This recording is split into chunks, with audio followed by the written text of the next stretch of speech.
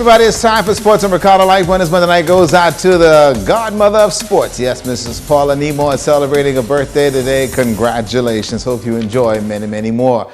Well, Grand Bahamas is going to be welcoming a new sport to the island this weekend. Let Kimberly Mullings fill you guys in.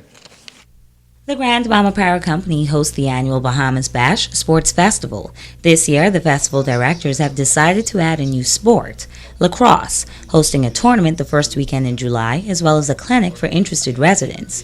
Tournament director Bo Lamont says he's thrilled to be hosting and running the lacrosse clinic in the Bahamas. To have an opportunity to do that and introduce something new to the Bahamas that doesn't really exist here is fun, and I think once the boys and girls see how it's played, and the parents too, I think they'll see it's an exciting sport. It's catching on, and there's similarities to other sports that they can associate it with. So it's not a completely foreign concept. Assistant Sports Manager with the Ministry of Tourism, Jay Philippe, says the clinic is a major part of the tournament this year.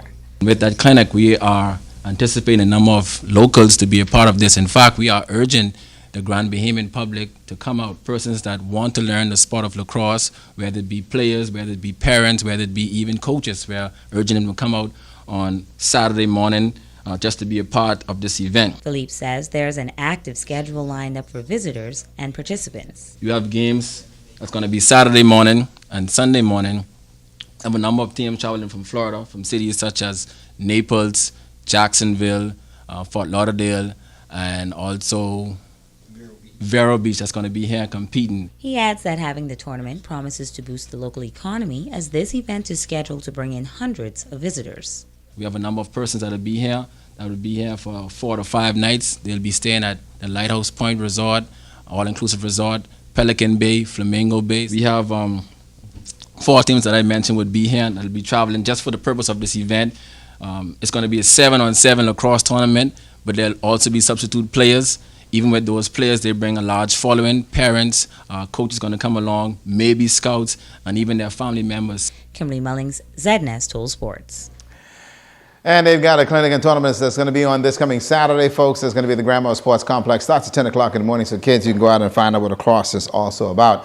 Well, the sporting body of Grand Bahama is coming together to raise help for one of their own, actually. They're asking the entire island to pitch in a special cookout on the day. A fund scheduled to raise some funds for a woman who has actually developed a softball national level. Churchill Tender Knowles explains why this one is so important.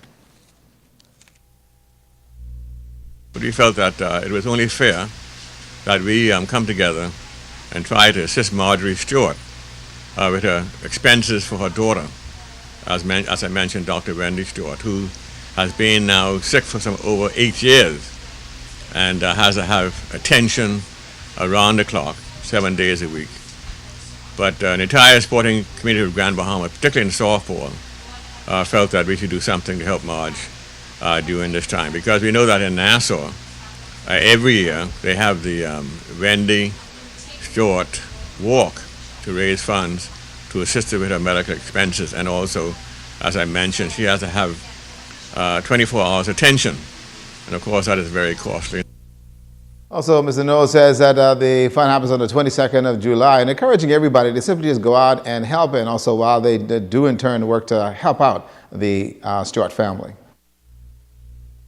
We're asking the public to come out on July the 22nd at the Grand Bahama Sporting Complex from 12 until 7 p.m. And as I mentioned, there will also be softball games and other activities. And we also hope to have some entertainment during that time. So we're asking, please, to come and assist this worthy cause, especially Marge, who has been so helpful with sports in Grand Bahama, and also her daughter, Dr. Wendy Stewart, as I've mentioned, has been sick now and laid aside for over 8 years. And so your help would be greatly appreciated. And again, that is July 22nd, and if you guys are going to be traveling, do make a donation before you do end up leaving. Well, the Caribbean Baseball Championship is next week, and guess what? JBLM has gotten the thumbs up.